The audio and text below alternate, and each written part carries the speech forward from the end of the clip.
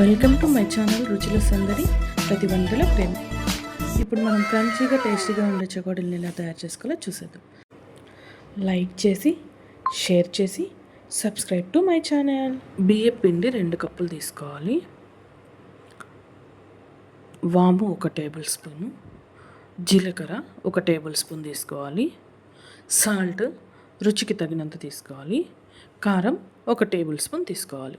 అలాగే నెయ్యి, అలాగే 1 గ్లాస్ ఆఫ్ వాటర్ తీసుకోవాలి.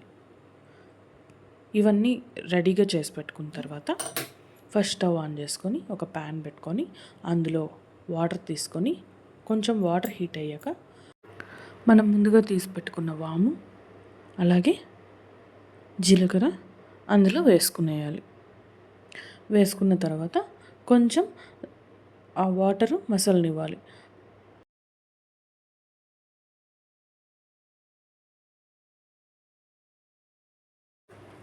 వాటర్ బాగా మసిలిన తర్వాత మనం అందులో 1 టేబుల్ స్పూన్ నెయ్యిని వేసుకోవాలి.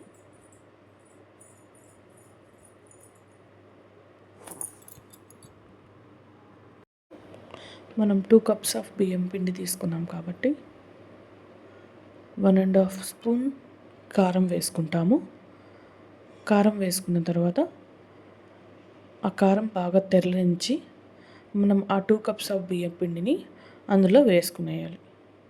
అందులో వేసుకున్న తర్వాత 1 స్పూన్ తీసుకొని ఆ మిశ్రమాన్ని ఉండలు కట్టకుండా తిప్పుతూ ఉండాలి.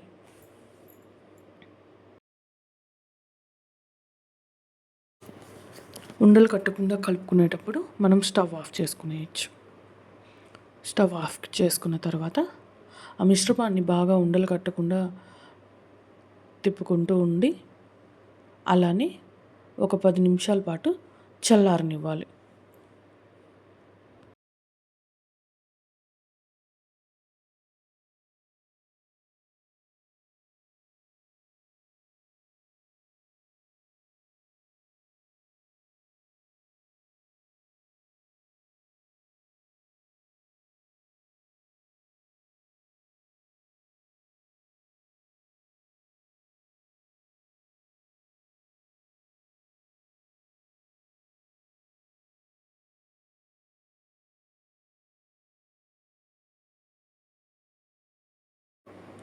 మనం కలుపుకున్న మిశ్రమం చల్లారిన తర్వాత ఆ మిశ్రమాన్ని మనం చెకోడీల టైప్లో చుట్టుకోవాలి.